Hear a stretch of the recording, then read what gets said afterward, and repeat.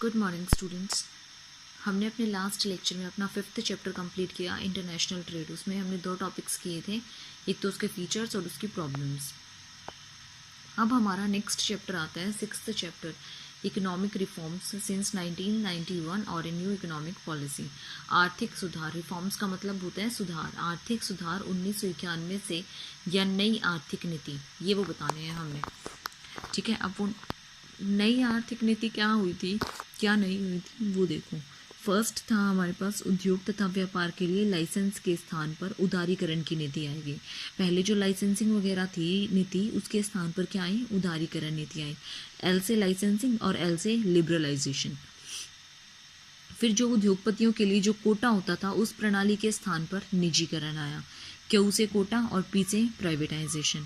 फिर जो आयात निर्यात के लिए परमिशन लेनी पड़ती थी, परमिट्स लेने पड़ते थे, पी से परमिशन।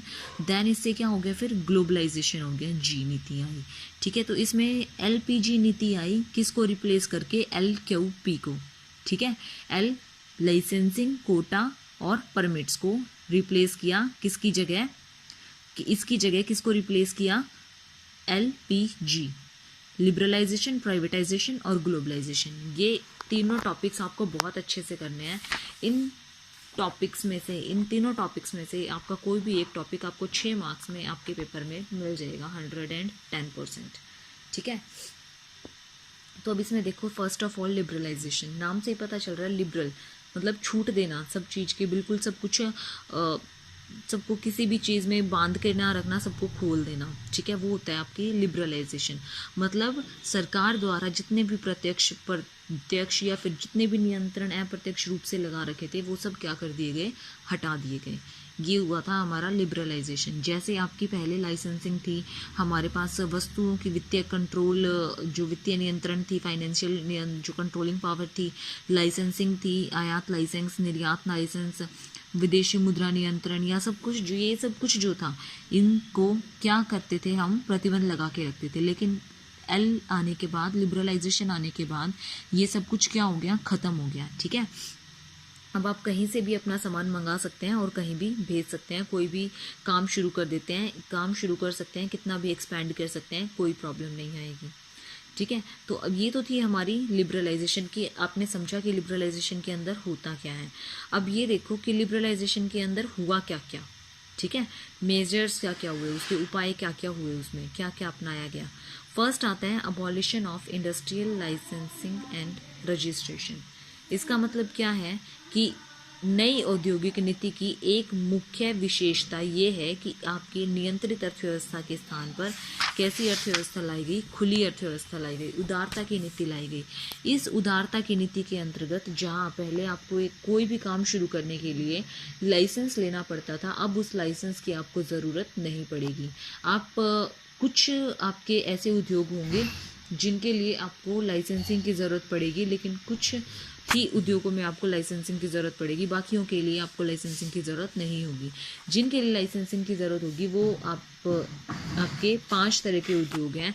फर्स्ट है आपके पास शराब, देन सिगरेट, थर्ड है रक्षा के लिए, डिफेंस में जो भी आप काम सामान मंगाते हो, फोर्थ आपकी जो भी विस्फोटक सामग्री वगैरह है, और पांचवी आपकी जो भी खतरनाक आपके रसायन वगैरह हैं। इनके लिए, इनका काम शुरू करने के लिए आपको लाइसेंस की ज़रूरत पड़ेगी। बाकी अगर आप कोई भी काम करना चाहते हैं तो उसके लिए आपको लाइसेंस की कोई ज़रूरत नहीं होगी। ठीक है, सेकेंड पॉइंट आता है हमारा लिबरलाइजिंग दी MRTP एक्ट। MRTP एक्ट में क्या होता था कि MRTP एक्ट में जो भी फर्म जो थी 100 करोड़ से अधिक होती थी, उन्हें MRTP घोषित कर दिया जाता था। मतलब उन पर अनेक प्रतिबंध होते थे, उनको कंट्रोल में ले लिया जाता था। वो सरकार की अनुमति के बिना कोई भी काम नहीं कर सकती थी। लेकिन अब वो क्या कर सकती हैं, वो बिना अनुमति के कुछ भी कर सकती हैं, अपना विस्तार कर सकती हैं, कुछ भी कर सकती है। उन्हें एकाधिकार कानून लागू करने की समाप्ति हो गई है, मतलब वो खत्म हो गया है सब कुछ। ठीक है, इसमें क्या हो गया है, वो अपना कहीं तक भी कुछ भी काम शुरू कर सकती है और कोई भी कैसे भी कर सकती है। नेक्स्ट आता है freedom for expansion and production. पहले क्या होता था, अगर किसी को कुछ भी एक्सपैंड करना होता था या प्रोडक्शन करना होता था तो उसके लिए सरकारी अनुमति की आवश्यकता होती थी और लाइसेंसिंग वगैरह देते थे। लेकिन अब ऐसा कुछ भी नहीं है। अब क्या होता है, अगर आपको कुछ भी प्रोडक्शन करना है तो उसके लिए आपको लाइसेंसिंग की ज़रूरत नहीं होती है। उसके लिए क्या हो गया है, आपको अपना प्रोडक्शन शुरू करना है सिर्फ, ताकि क्या हो सके, आपका भी प्रॉफिट हो सके और सोशली भी वेलफेयर हो सके। दूसरी चीज़ आपको क्या कर, आप उदारता की नीति से क्या हुआ, आपको इस बात की भी स्वतंत्रता मिली उदारता की नीति से। आप कोई सी वस्तु का उत्पादन कर सकते हैं और ऐसे मतलब कर सकते हैं, कितना भी एक्सपैंड कर सकते हैं। ये नहीं है कि आपको इतना ही पैसा लगाना है, इसमें कितना भी पैसा आप लगा सकते हैं और कितना भी इसमें से आप इसको निकाल सकते हैं। इसकी कोई सीमा नहीं है, कोई लिमिट नहीं है, ठीक है। तो ये सब चीज़ों की आपको क्या दे दी गई, फ्रीडम दे दी गई। नेक्स्ट पॉइंट आता है increase in the investment limit of the small scale industry. आपने अपना पढ़ा था अपनी एमएसएमईज में या फिर एसएसआई में, पहले क्या होता था 1 करोड़ तक की आपकी लिमिट होती थी, लेकिन लिबरलाइजेशन आने के बाद क्या हुआ, 1 करोड़ की लिमिट को क्या कर दिया गया, बढ़ाकर 5 करोड़ कर दिया गया, ठीक है। और जो हमारे छोटे बिल्कुल स्मॉल स्केल इंडस्ट्रीज थी उनकी सीमा क्या कर दी गई, 25 लाख कर दी गई, ठीक है। उनकी सीमा को क्या कर दिया गया, इन्वेस्टमेंट की सीमा को 25 लाख कर दिया गया, ठीक है स्टूडेंट्स। नेक्स्ट पॉइंट आता है हमारे पास पूंजीगत पदार्थों के आयात की स्वतंत्रता। पहले क्या होता था, हम गुड्स की हमें आधुनिक गुड्स को अगर मंगाना होता था तो उसे हमें क्या करना पड़ता था, अनुमति लेनी पड़ती थी।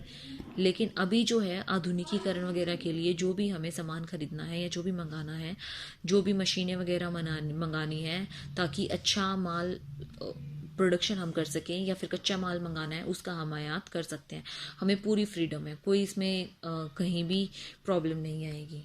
नेक्स्ट पॉइंट है फ्रीडम टू इम्पोर्ट टेक्नोलॉजी। इस बात की भी फ्रीडम मिल गई है कि अगर आपको कोई भी टेक्नोलॉजी यूज़ करनी है और अगर वो आपको बाहर से मंगानी है, यहाँ नहीं हो रही है, तो वो भी आप बाहर से मंगा सकते हो, आपको कोई प्रॉब्लम नहीं है, किसी से आपको परमिशन लेने की ज़रूरत नहीं है।